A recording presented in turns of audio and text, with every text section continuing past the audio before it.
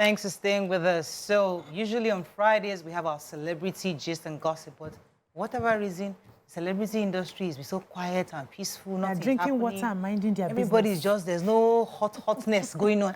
We've surfed everywhere. All the celebrities are just, they've given their life to Christ. But pretty much. But so we had to just continue from where we stopped yesterday concerning marriage, because we like to talk about marriages on Thursdays. However, something came up yesterday while we were having a conversation, and people were asking if it is necessary for couples to take intermittent breaks for rejuvenation in their marriage. Would it be a healthy addition to make marriages work? What are your thoughts? Somebody was saying that maybe legally you should be allowed to have 1 month a year where Mr. A can go somewhere for a whole month, just disappear, no wife, no kids, nothing, just him from work, come home himself, be like a bachelor. Mrs. B too, during her own month, goes off like she's living like a single babe, go out, hang out with her friends, come home late at night, no kids, nothing, not checking up anybody, she'll be fine for a month. Should it be legalized? Do you think it'll help your marriages? Please call us. We'd really like to hear from married couples this time around.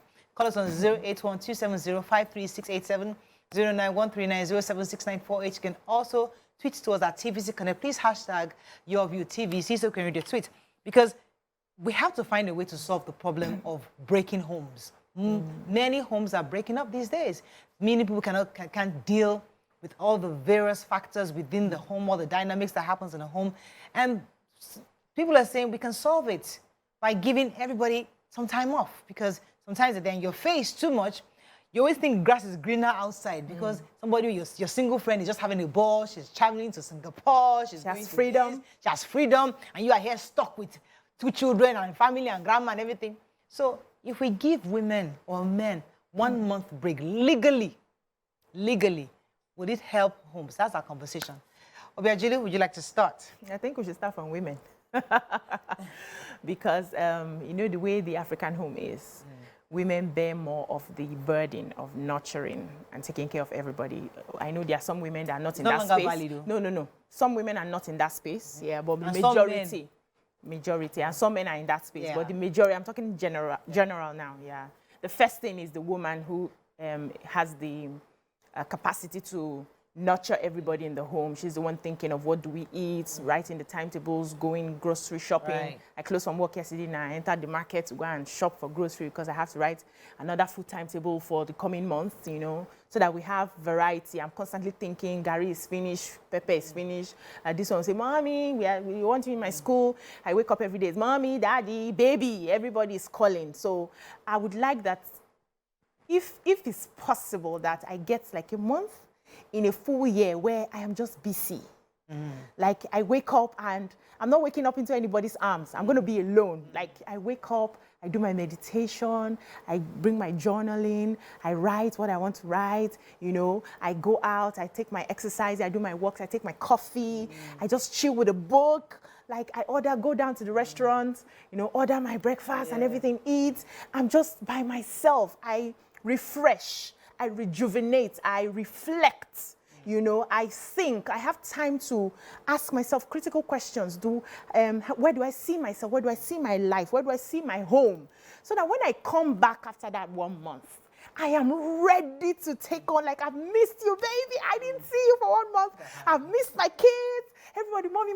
Then I do my role properly. And the next year again, I have vacation for 1 month being by myself. I think if we start thinking that way, it may reduce the level of codependency. So there's what they call codependency in marriage, where some people cannot function without the other. And if the two of you are not the same way, so that one is trauma on his own. The one that wants to be alone is trauma on his own. But if two of you cannot function properly independently, it is a problem, and it puts the burden on the partner. So you're constantly thinking for the other person. I have to sort out as much as what are you wearing. Yeah. When you said that, I remembered that even my mother-in-law and my father-in-law were like that. I mean, though he passed on 2017, but mother-in-law was so dependent. Like everything was from daddy. Daddy got her. Even the shopping, many times he buys the shopping, clothes, yam, everything he would buy. So she was just waiting for him. So when he passed on, it was difficult for her to survive alone in the house. That's why I had to bring her to Lagos. Before. Because she just couldn't understand waking up in the house and he was alone. There. Yeah. If we had left her there, it's been able. So you're right, that codependence is there. Sometimes, maybe if she had been traveling, maybe taking vacation by herself for years, she'll be used to that alone time. But let me come to you, Mariam. What are your thoughts? Because, as I said, people are trying to find solutions. You know, married people are wishing they were single because their single friends have freedom.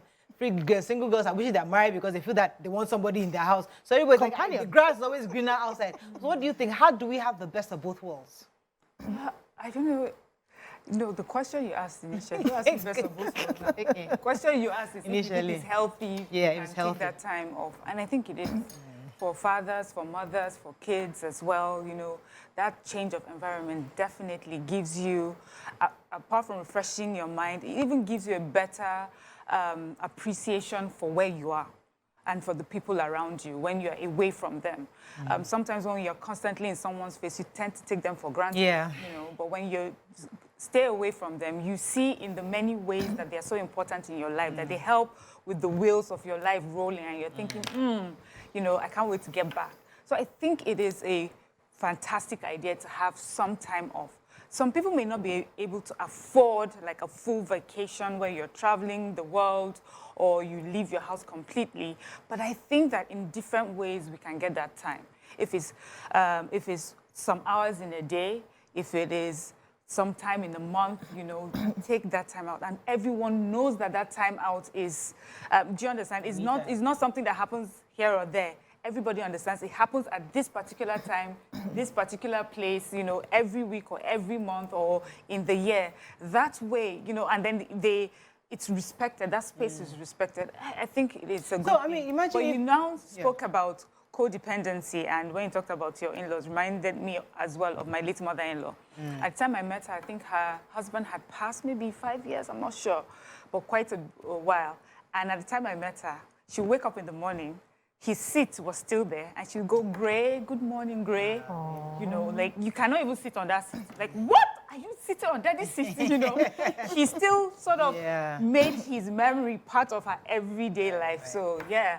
And I think it's tougher with people who have lived longer with each other. Because there is that part of your life when you're young like us, we're still out and about, and we really are craving our independence. But after a while, when you're much older, your life is each other. You give each other joy. So let me go to the part where I said the best of both worlds. Because sometimes, you know, when you're married, sometimes you always feel like, I miss my freedom. 2 days ago, I bought anklet. I'm wearing an anklet. I didn't see that. Yeah. Oh, girl. Cute. So in my early days of marriage, my husband hates anklets. He doesn't like the idea for anklets at all. So he stopped me. Just what's all this one? So I stopped it because him. But as I said, I'm growing. You know, I'm getting to a point in my life where I'm like, you know, okay, I have to like what I like, right? So I ordered some. So I wore it yesterday for the very first time. He didn't see it.